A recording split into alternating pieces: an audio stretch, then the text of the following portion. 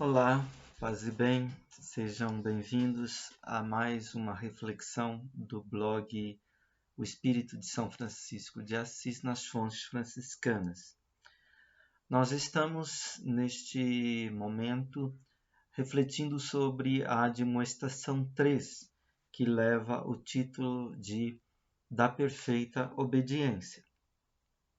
Nossa reflexão hoje terá como título A renúncia não tira, ela dá o vigor da identidade e a força inesgotável da simplicidade. Este título se baseia num texto do pensador Martin Heidegger, intitulado O Caminho do Campo, de 1949. Neste texto, o pensador fala do apelo do caminho do campo como sendo o apelo do ser, isto é, o apelo do curso dos seres, do abrir caminho, do tomar rumo, da viagem de sentido que está sempre se dando em toda parte e a todo momento. O ser dos seres só se dá como caminho, curso. Os chineses chamam de Tao, o caminho, isto é, o curso de todos os seres, de céu e terra, do próprio ser humano em sua vida, em comunhão com o céu e a terra e em comunhão com os imortais, com o divino. Ao falar do caminho do campo, o pensador evoca então o simples. Ele diz, abre aspas, o simples guarda na verdade o enigma do que permanece e é grande. De chofre surge inesperado entre os homens, e não obstante, necessita crescer e amadurecer durante longo tempo. No invisível do que é sempre o mesmo, protege seus dons. O alcance e a envergadura de todas as coisas maduras que demoram em torno do caminho é que instaura o mundo. Como diz Eckhart, o velho mestre de vida e de leitura, no não dito de sua linguagem é que Deus é Deus. Mas o apelo do caminho do campo só fala enquanto houver homens que, nascidos em sua atmosfera, puderem escutá-lo. São obedientes à sua origem e não escravos de artifícios. É em vão que o homem tenta pôr em ordem toda a terra, se não escutar o apelo do caminho do campo. O perigo iminente é ficar o homem de hoje surdo à linguagem do caminho, cabendo-lhe nos ouvidos apenas o ruído das máquinas que se lhe afiguram então como a voz de Deus. Fecha aspas, esta a citação do texto O Caminho do Campo, de 1949, de Heidegger. Este texto foi traduzido pelo professor Emanuel Carneiro Leão, no ano de 1977, na revista Vozes, no ano seguinte à morte do pensador.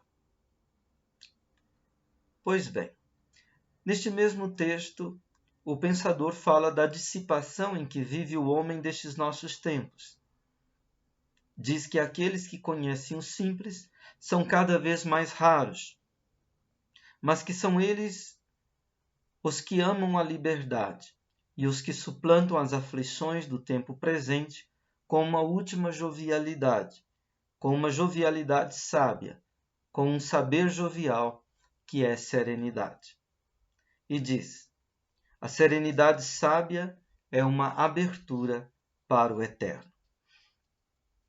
Ao fim deste discurso, o pensador, depois de evocar a badalada do sino de sua terra natal, sino que ele mesmo, quando menino, filho de sacristão, badalava, agora evocando os mortos das duas guerras mundiais, diz, abre aspas, o simples se faz ainda mais simples.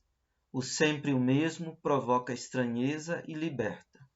O apelo do caminho do campo é agora totalmente claro. É a alma que fala? É o mundo? É Deus? Tudo fala da renúncia que conduz à identidade. A renúncia não tira, a renúncia dá. dá a força inesgotável da simplicidade. O apelo nos faz morar de novo numa origem distante, onde a terra natal nos é restituída. Fecha aspas.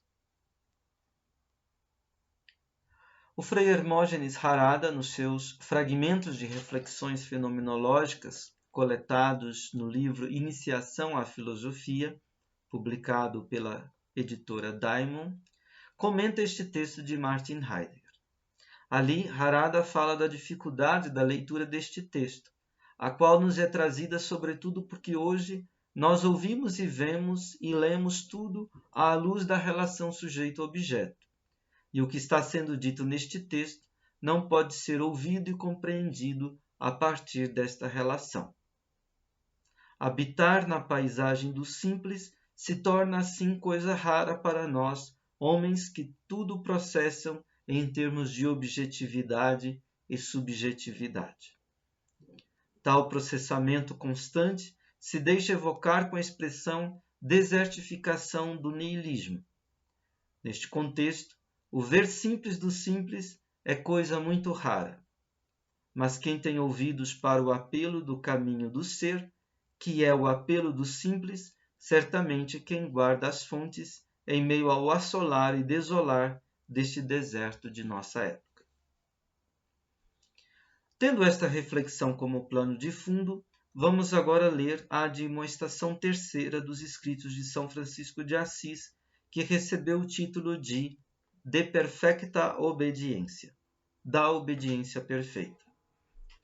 Nossa proposta de interpretação é a seguinte: a obediência é, na espiritualidade de São Francisco, caminho de libertação para a liberdade dos filhos de Deus.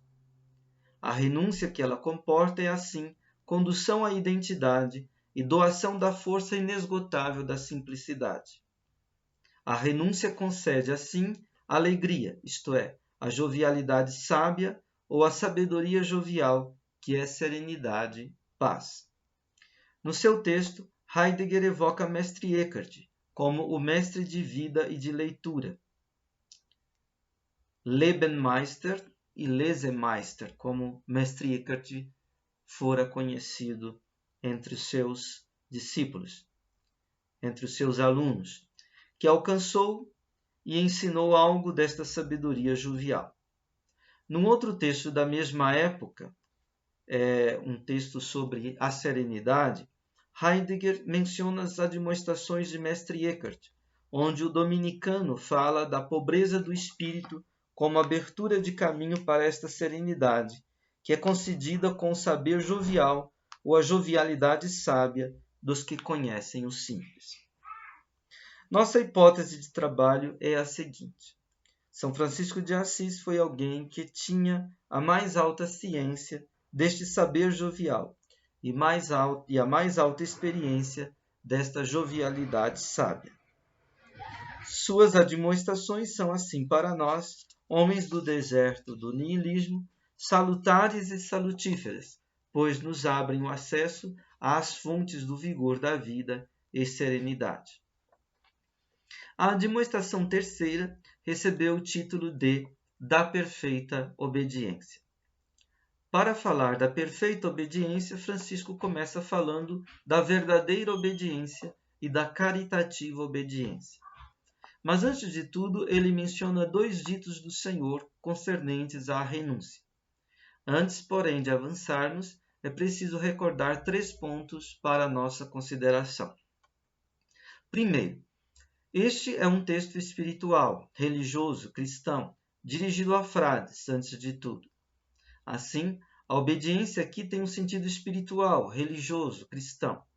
Não está em jogo a obediência como relação de poder. Segundo o dito popular, quem pode manda, quem tem juízo obedece.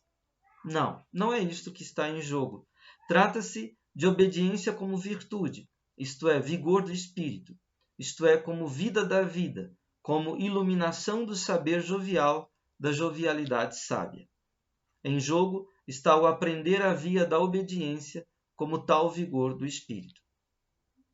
Segundo ponto. Obediência quer dizer, enquanto tal, um modo de ser humano fundamental, caracterizado como abertura da escuta do apelo da origem, abertura da escuta do apelo do simples. Simples significa sineplicatura, sem dobras, sem articulações, sem partes, sem composições. Simples significa, positivamente falando, uno. Religiosa é esta obediência à medida que põe em jogo o recolhimento do homem no uno. Enquanto vigor do espírito próprio da experiência religiosa, obediência quer dizer aqui via desde o uno, no uno, para o uno. Cristã é esta obediência, à medida que ela tem como medida, sentido, exemplar, o modo de ser de Jesus Cristo. Obediência é o modo de ser de Jesus Cristo e este crucificado.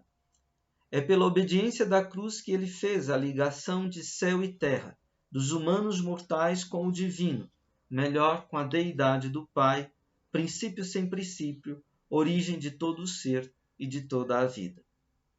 Por sua encarnação, ele foi todo ouvidos ao apelo do Pai, na espera do inesperado, no acolhimento de tudo o que lhe acontecia, de tudo que lhe adivinha e sobrevinha. Esta atitude é o que, na linguagem do Evangelho, se chamou de, entre aspas, fazer a vontade do Pai.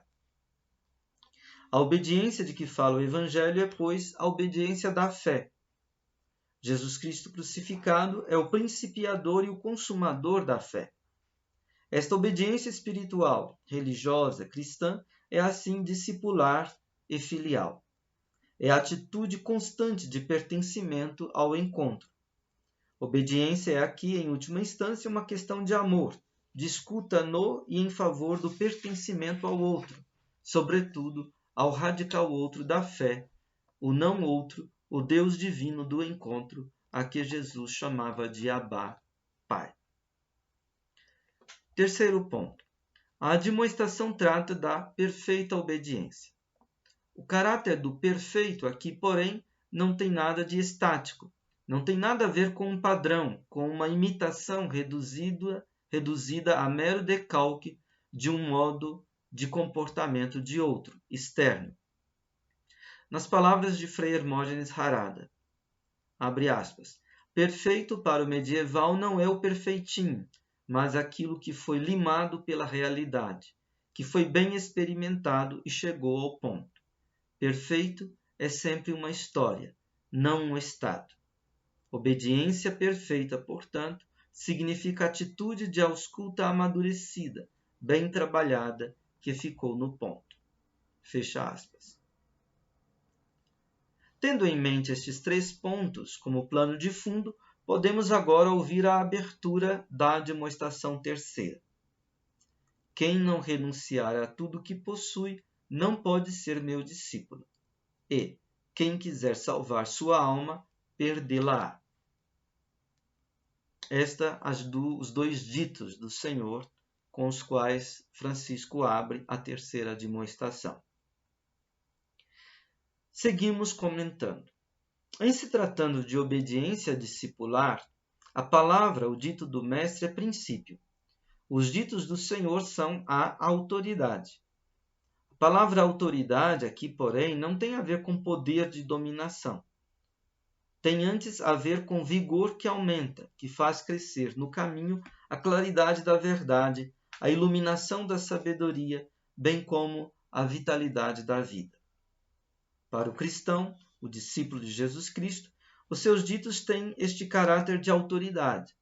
São princípios, isto é, são o que, em última instância, vigora, rege e governa o caminhar do começo ao fim na dinâmica de um perfazer-se humano.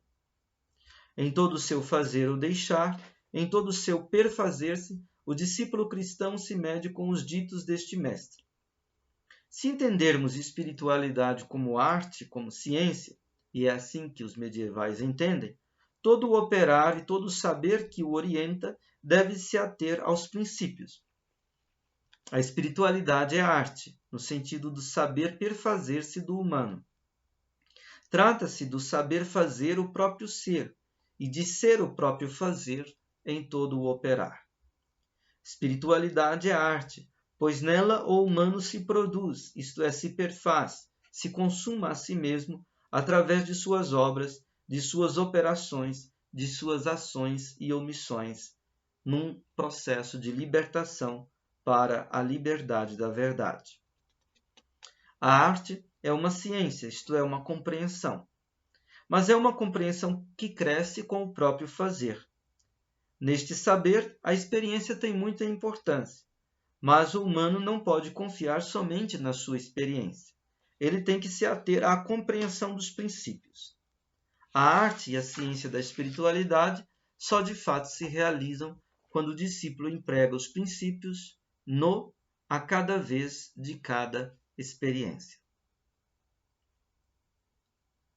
Dito isto, vamos retomar os ditos do Senhor com os quais Francisco abre a terceira admoestação. Quem não renunciar a tudo o que possui não pode ser meu discípulo, e quem quiser salvar sua alma, perdê-la. As duas citações do Evangelho são aqui palavras princípio, palavras guia. Elas falam de renúncia. De novo, é preciso atentar. Aqui trata-se de entender renúncia como atitude discipular cristã. O sentido último de o que seja renúncia há que ser buscado na própria vida e morte de Jesus Cristo.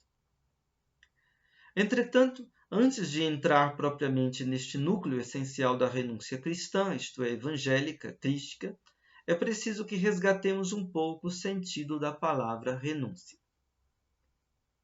A palavra da língua portuguesa renúncia vem do latim renunciatio, que quer dizer declaração, anúncio, publicação, proclamação.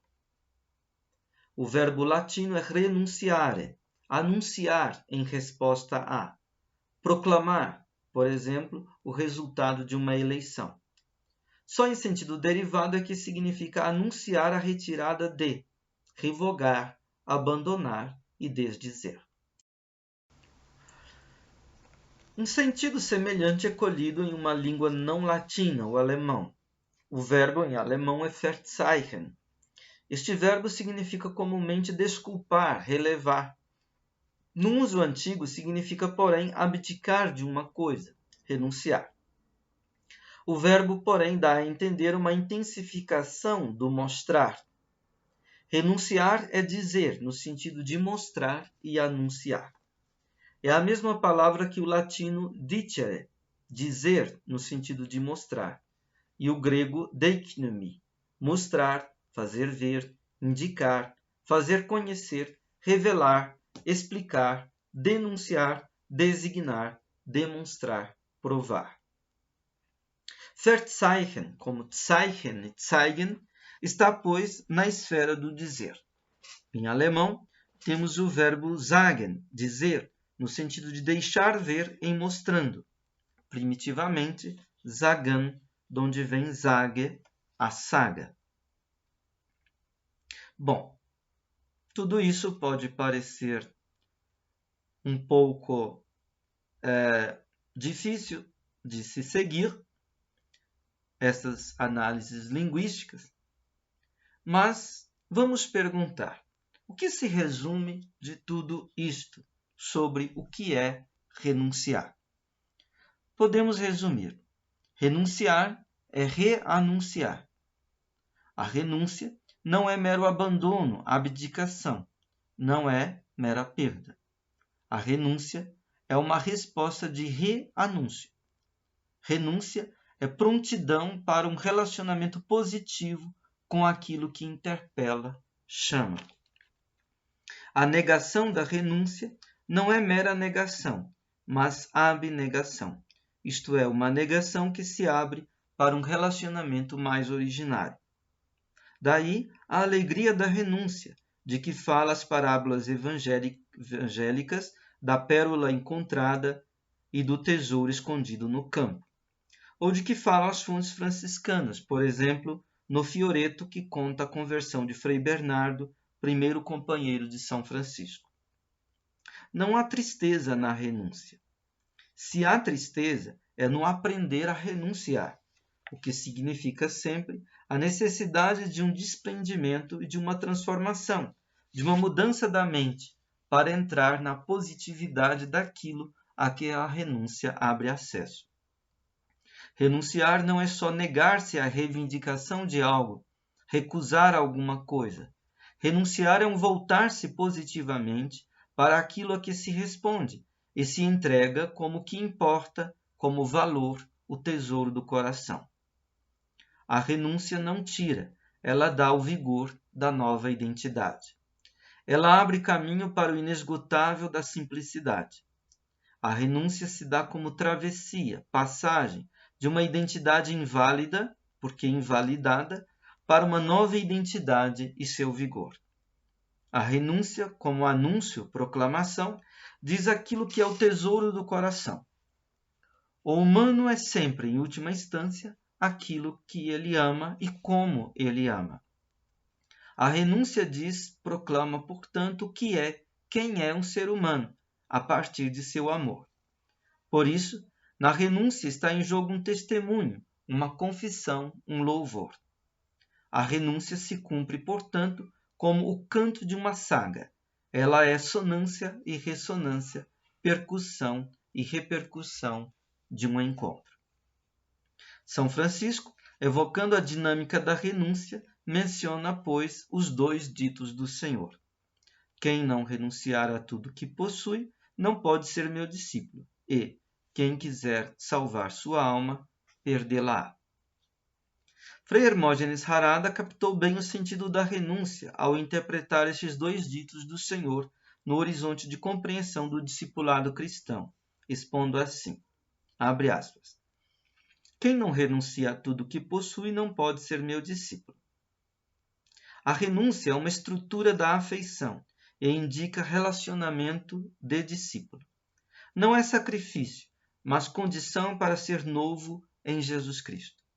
Só é capaz de renunciar quem tem afeição. A afeição, no início muito eufórica e depois mais assentada, faz com que a pessoa levante o ânimo, se doe de corpo e alma àquilo que a afeiçoou e se engaje em todas as áreas da vida. E quem quiser salvar sua alma, perdê-la.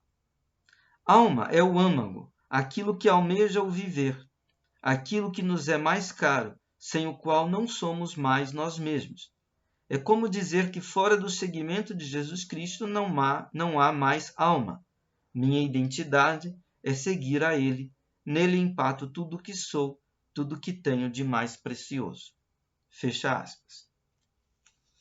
Concluindo, os ditos do Senhor estão, pois, indicando, isto é, mostrando, revelando o sentido da renúncia na obediência, que é caminho para a liberdade dos filhos de Deus. A renúncia não tira, ela dá o vigor da identidade, dá o inesgotável da simplicidade, isto é, da unidade e da paz. Muito obrigado pela sua atenção, pela sua paciência e até a próxima vez, até o nosso próximo encontro.